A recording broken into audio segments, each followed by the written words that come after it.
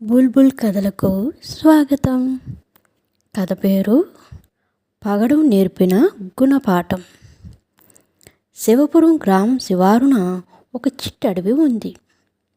ఆ వనంలో చిలుక, ఉడుత, పగడం అనే కోతి కలిసిమెలిసి నివసిస్తున్నాయి.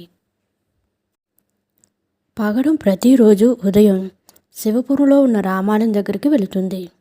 అక్కడ భక్తులు కొట్టిన కొబ్బరి, అరటి పండును తెస్తుంది. తన నేస్తాలైన చిలుక, ఉడతలకు ఇచ్చి ఆ తర్వాత మిగిలిన ఆహారాన్ని మాత్రమే పగడం తింటుంది. అలవాటులో భాగంగా ఆ రోజు కూడా పగడం గుడికి వెళ్ళింది. అయితే కాస్త ఆలస్యం అవడంతో అక్కడ ప్రసాదం దొరకలేదు. ఆలయం తలుపులు కూడా మూసేశారు. నిరాశగా వెనుదిరిగి చిట్టడవిలోకి చేరుకుంది పగడం. అప్పటికే చెట్టు మీద చిలుక, కింద ఉడత పగడం తెచ్చిపెట్టే ఆహారం కోసం ఆశగా ఎదురుచూస్తున్నాయి. నేస్తాలు, ఈరోజు ఆహారం దొరకలేదు అంది దీనంగా. ఏమీ పర్వాలేదు అంటూ చిలుక గూట్లోకి, ఉడత తన నివాసానికి వెళ్ళాయి. కొంతసేపటికి ఆ రెండు అరటిపండ్లు పట్టుకుని వచ్చాయి. ఎక్కడివి అని పగడం వాటి వంక చూస్తూ అడిగింది. రోజు నువ్వు మాకు పెడుతున్నావుగా, అవసరమైనప్పుడు ఉపయోగపడతాయని తినగా మిగిలిన వాటిని దాచుకుంటున్నాం అని చెప్పి అరటి పండును తినడం ప్రారంభించాయి. పొదుపు ఎప్పుడూ మంచిదే అంటూ చిలుక ఉడతలకేసి ఆశగా చూడసాగింది పగడం. కానీ తమ దగ్గర ఉన్న 2 పండ్లలో ఒక్క పండును కూడా అవి తినమని కోతికి ఇవ్వలేదు. పగడం ఆశ్చర్యపోయింది. మీలో ఒక్కరు సైతం నాకు అరటిపండు ఇవ్వలేదు అని పగడం అంది. సంపాదించిన ఆహారాన్ని దాచుకోకపోవడం నీ తప్పు, అంతేకాని నీకు మేము ఇవ్వకపోవడంలో మా దోషం లేనేలేదు అని రెండూ అన్నాయి. మరుసటి రోజున పగడానికి ఓపిక లేక గుడికి వెళ్ళలేదు.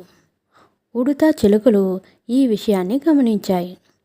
అవి దాచుకున్న ఆహారము అయిపోవడంతో తిండి కోసం అడవిలో తిరగడం మొదలుపెట్టాయి.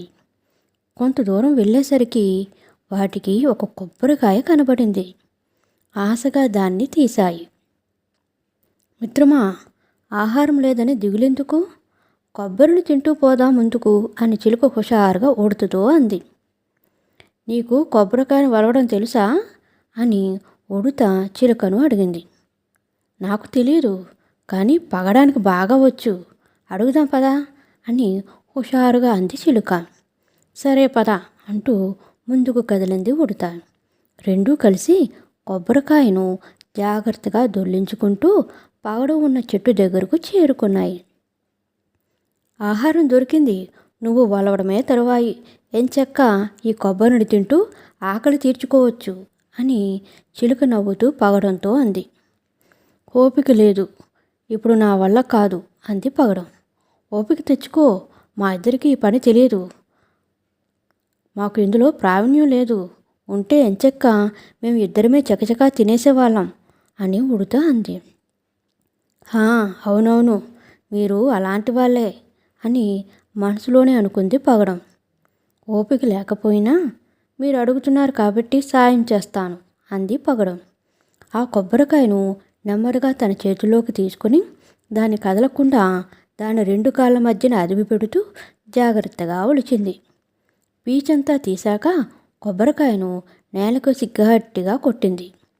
కొబ్బరికాయ 2 ముక్కలైంది.